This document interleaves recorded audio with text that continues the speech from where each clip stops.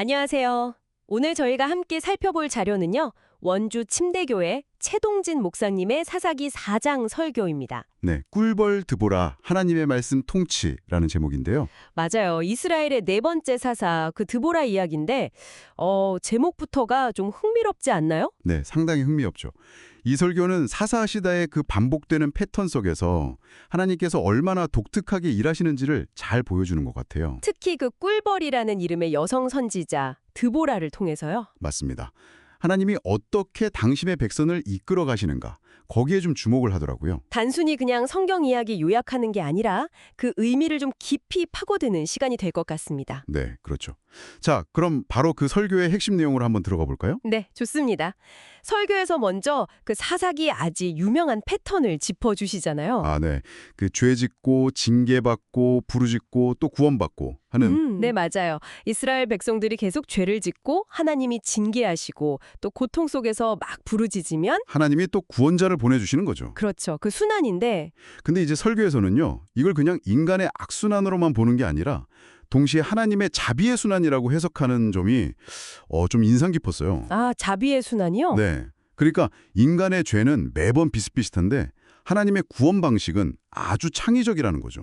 창의적이다. 네. 예를 들면 그 왼손잡이 에훗이라든지 맞아요. 그리고 이번엔 여성인 드보라를 세우신 것처럼요. 뭐랄까 우리의 상식이나 기대를 뛰어넘는 방식으로 일하신다는 거예요. 그렇네요. 이게 우리 삶에도 좀 시사하는 바가 있을 것 같아요.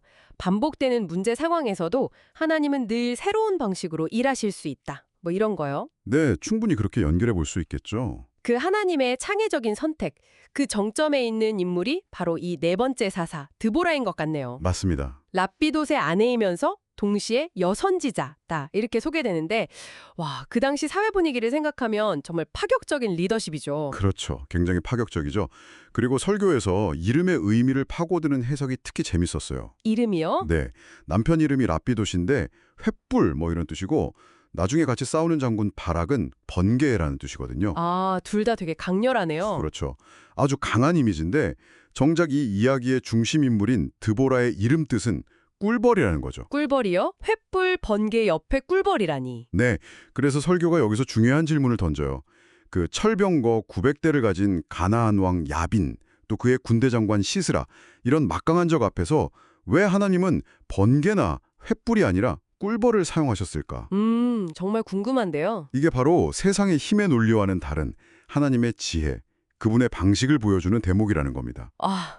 약한 것을 들어서 강한 것을 부끄럽게 하시는 뭐 그런 방식이군요. 네, 그런 맥락으로 볼 수 있겠죠. 근데 설교에서 잠깐 시간을 거슬러 올라가서 여호수아 시대를 언급하는 부분도 있지 않았나요? 네. 아주 중요한 지적이었어요. 그 여호수아가 가나안 정복 당시에 가장 강했던 하솔성만 불태우고 산지에 있는 다른 성읍들은 남겨뒀거든요. 네, 그랬죠. 아마 뭐 전략적인 판단이었을 수도 있겠지만 설교는 그 결정이 결국 나중에 바로 그 지역에서 야벤과 시스라 같은 강력한 적이 다시 일어나는 배경이 되었다고 지적해요. 그러니까 당장의 어떤 편이나 인간적인 판단에 따른 작은 타협이 나중에는 큰 문제로 돌아올 수도 있다 이런 경고네요. 그렇죠.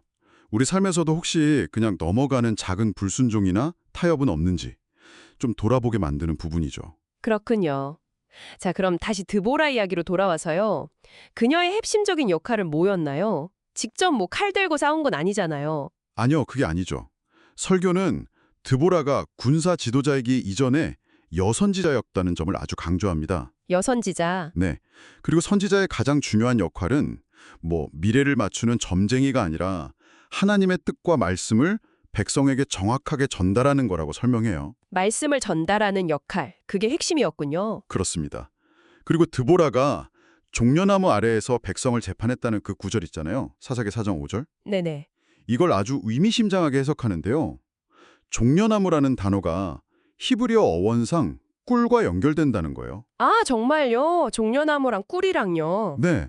그래서 이게 꿀벌 드보라가 마치 꿀송이보다 더 단 하나님의 말씀으로 백성들을 다스리고 재판했다는 것을 상징한다고 보는 거죠. 와, 꿀벌 드보라가 꿀 같은 말씀으로 연결이 되네요. 네. 결국 진짜 승리나 회복은 뭐 군사력이나 인간의 지략이 아니라 하나님의 말씀이 중심이 되어서 그 말씀대로 통치할 때 가능하다. 이런 메시지인 거죠. 군사력이 아니라 말씀 통치. 그렇죠. 그러니까 이 부분을 통해서 우리가 생각해 볼 건 우리 삶의 문제 해결에서도 가장 근본적인 힘은 어떤 외부적인 조건이나 내 힘이 아니라 바로 하나님의 말씀에 있다는 것. 그걸 좀 배울 수 있는 것 같아요. 정말 중요한 통찰인 것 같습니다. 결국 이 설교는 우리 삶을 이끄는 진짜 힘이 뭐냐 이걸 묻고 있는 거네요. 맞습니다. 세상의 기준, 눈에 보이는 힘 이런 게 아니라 하나님의 말씀에 순종하고 그분의 다스림을 받는 것. 이게 바로 꿀벌 드보라가 보여준 교훈이다. 이런 거죠. 네, 정확합니다. 그래서 설교는 마지막으로 우리 각자에게 좀 질문을 던지는 것 같아요. 지금 여러분의 삶을 인도하는 기준은 뭔가요? 여러분의 중요한 결정들은 어디에 뿌리를 두고 있나요? 하고요. 스스로에게 던져봐야 할 질문이네요. 네, 그 잠언 말씀처럼 우리가 우리의 길을 계획할지라도 결국 그 걸음을 인도하시는 분은 하나님이심을 기억하면서 또 시편 기자처럼 주의 말씀이 내 발의 등이 되고 내 길에 빛이 되는 그런 경험을 하시기를 바라는 마음이 설교에 담겨 있는 것 같습니다. 네, 오늘 함께 나눈 이 최동진 목사님의 설교 이야기가 여러분 각자의 삶에서 하나님의 말씀을 어떻게 더 붙들고 살아갈지, 또 그 말씀의 능력을 어떻게 경험할지 다시 한번 생각해보는 그런 계기가 되었으면 좋겠습니다.